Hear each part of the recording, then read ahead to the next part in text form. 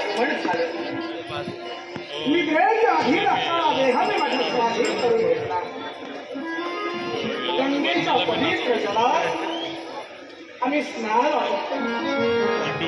माझ्या मातृदेवतेचा आशीर्वाद मी प्राप्त केला आणि त्याच क्षणाला या हस्तिनापूरच्या साम्राज्याच्या दिशेने आमची पावलं तेवढासा बालक म्हणून या हस्तिनापुरात मी राहण्याचा मोठा केला. देवव्रत म्हणून या साऱ्या विश्वाने मला ओळखण्याचं कार्य केलं. पण तदनंतर आमच्या जीवनाला खऱ्या अर्थानं कलाटणी मिळाली. एखाद्या गोष्टीच्या उपभोगापेक्षा त्याला काय स्वभाव आहे याचं खऱ्या अर्थानं जातीवंत उदाहरण मी जगासमोर ठेवण्यासाठी प्रवृत्त झालो. त्याला कारण माझे शंतनू बाबा भाऊ ज्या निवड करण्यासाठी माझ्या बाबांनी त्यांच्या पीठ देवतेकडे मागणी घातली. त्याच्या आल्यामुळं निवड राजाने काही क्षण त्यांना नाकार दिला. पण त्या क्षणी त्याने त्यांच्या समोर एक इच्छा प्रदर्शित केली. राधे शंकरू, मी माझी कन्या तुम्हाला देईन, पण माझी कन्या आपली वाद रक्तवधू म्हणून हस्तिनापुरात ज्यावेळी पदार्पण करण्यासाठी तत्पर होईल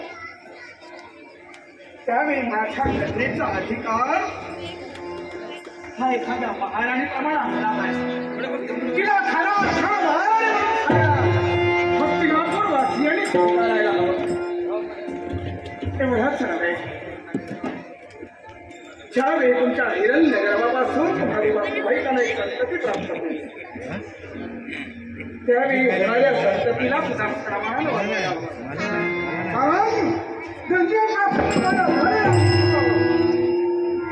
हा खऱ्या अर्थाने हस्तिनापूरचा युवराज आहे.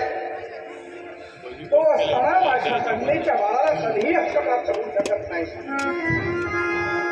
त्यावेळी ही गोष्ट आमच्यापर्यंत कळली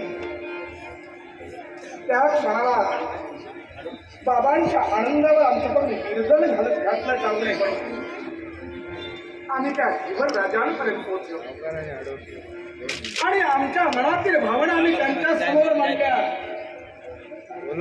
माझ्या पीठ देवतेला आपल्या कन्येची गरज आहे, त्याला तिचा सहभाग अपेक्षित आहे आणि असं असताना तुम्ही त्यांच्या समोर अट ठेवला या भीष्म मान्य कर. पितृदेवतेच्या सुखासाठी माझ्या सावत्र आईच्या कुशीमुळा जन्माला आलेल्या बालकांच्या समाधानासाठी त्याला हस्तिनापुरात मान सन्मान प्राप्त व्हावा याच्यासाठी हा भीष्म तुम्हाला सांगतो. हा भीष्म जन्म अविवाहित भीष्म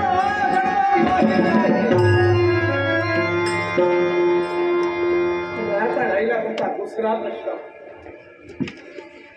तुमच्या कन्येच्या पुत्री जन्माला आलेल्या बाळाला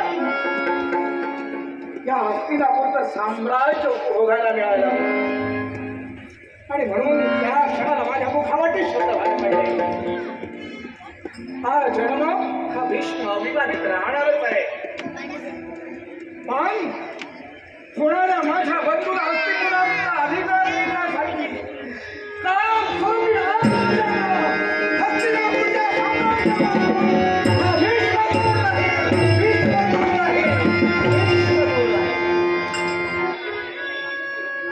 माझ्या मुखावाचे शब्द बाहेर पडतात ना पडतात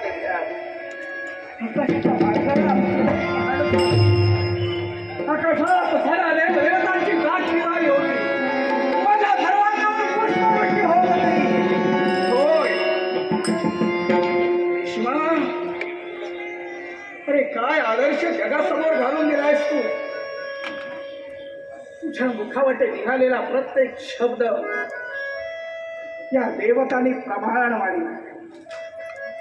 तुझ्या मुखावाटे निघालेले शब्द ही एक भीषण प्रतिज्ञा आहे आणि म्हणून जोवर तुला देवव्रत म्हणून या साऱ्या विश्वानं ओळखलं, आजपासून ही तुझी भीषण प्रतिज्ञा ऐकल्यानंतर सारं विश्व तुला